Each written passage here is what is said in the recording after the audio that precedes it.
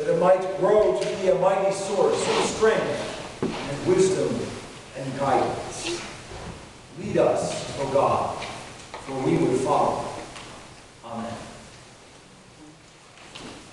So, everybody loves a parade, right? Everybody loves a parade. I mean, isn't this day just a little bit brighter because we all marched around? I mean, it was cloudy earlier. Isn't this worship service just a little more energized, a little more bouncy because we marched around with our palms this morning? Parades tell us that something important is about to happen. My mother's father worked for the New Haven Railroad. And from when I was pretty young, I've always loved to hear the story of my mother's memories of when the circus came to town. Whether it was in Hartford, where she lived when she was very young, or later in Boston or in Providence, the circus came to town on a train.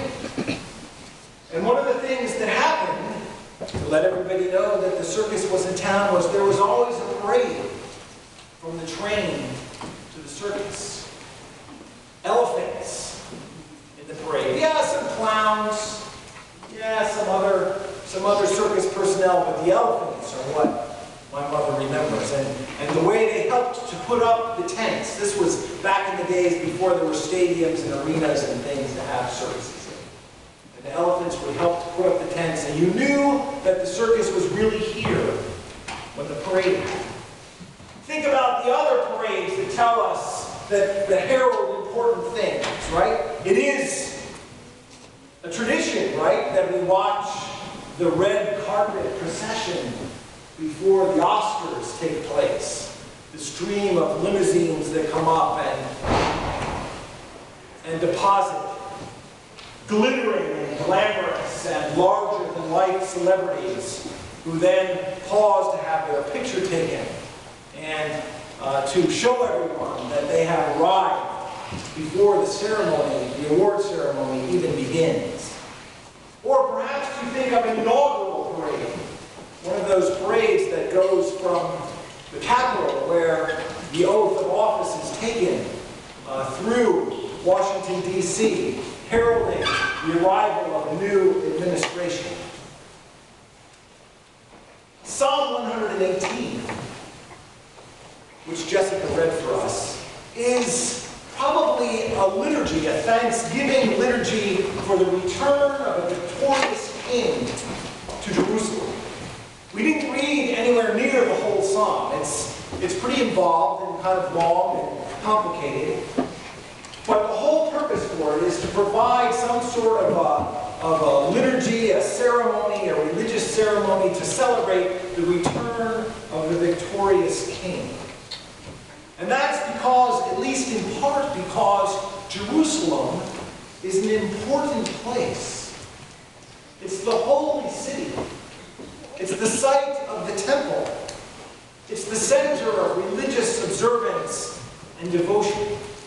And we're reminded that the backdrop of the ceremony that we celebrate today is the arrival of pilgrims coming to Jerusalem to celebrate the Passover holiday.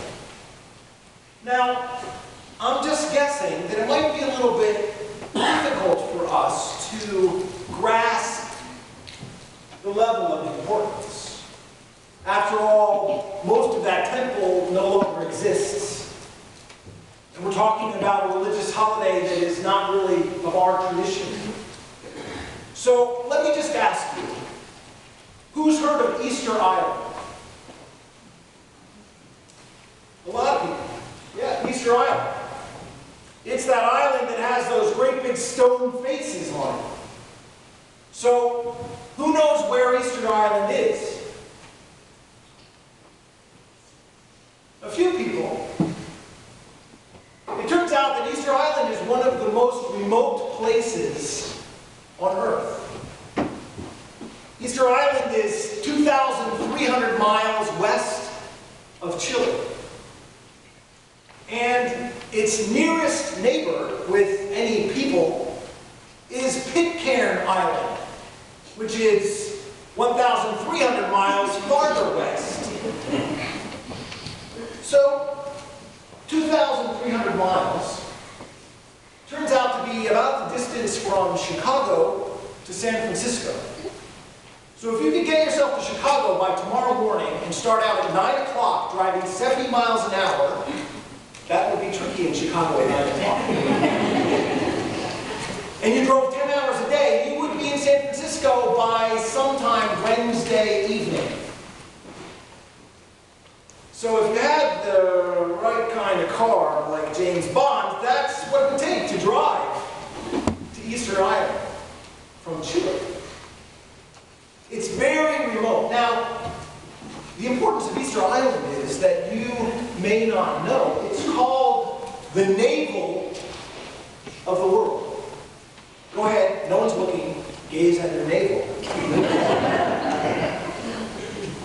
The navel of the world.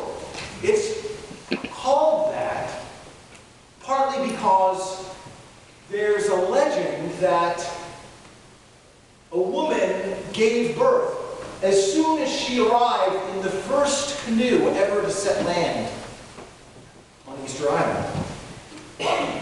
So the people who live there call it the navel of the world, the center of the world, the most important place, the beginning, and also the navel of the world is the connection between our world and heaven. Very, very important. So now you know where the navel of the world is and how to drive it. Now, it turns out, though, that there's a lot of places that are called the navel of the world or the center of the world. There's one in China, in Arizona, in Peru, in Saudi Arabia, in India, in Russia. There's actually a place in Ohio, I think it's northeastern Ohio, that doesn't have any people that live there, but it's called the center of the world.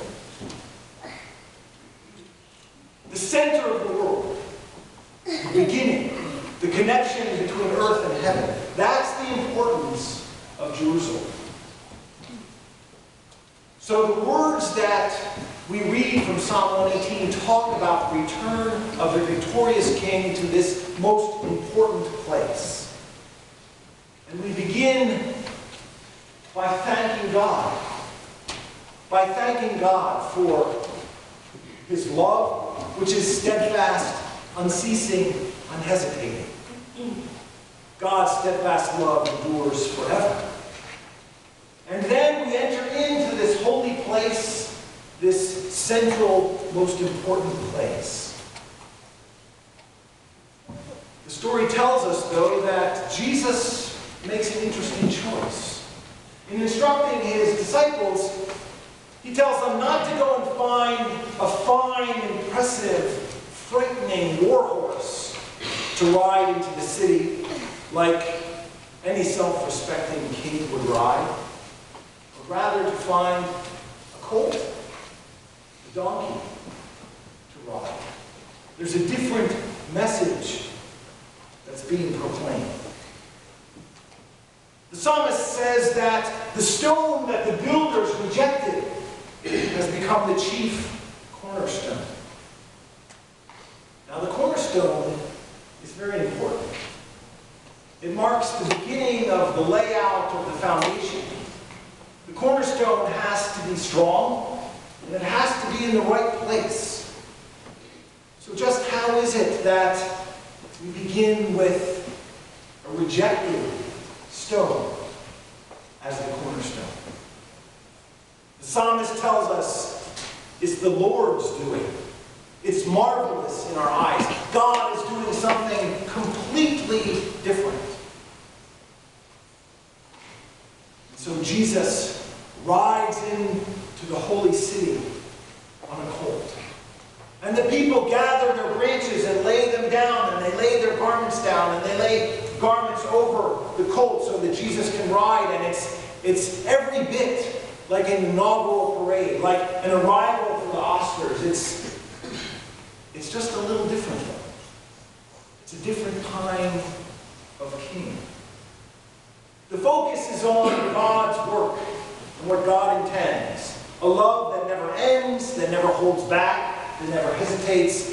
A forgiveness that's broader and deeper and wider than we can even imagine. Ernest Hemingway tells a story of a Spanish father who was estranged from his son because his son had run off to Madrid. And the father wanted to be reconciled with his son, so he put an ad in a newspaper in Madrid. The ad said, "Paco, meet me at the Hotel Montana on Tuesday at noon. All is forgiven. Papa." According to the story, Paco is a very common name in Spain. When the father arrived at the hotel, there were 800 young men waiting to be reconciled and forgiven. We all need forgiveness. We all need a love that will sustain us and pull us forward. We all need hope and courage and strength for the journey of faith before us. This is the day that the Lord has made. Let us rejoice and be glad. Let us trust in our cornerstone. Whatever the future may bring, the promise is that the love is ours forever, and it is always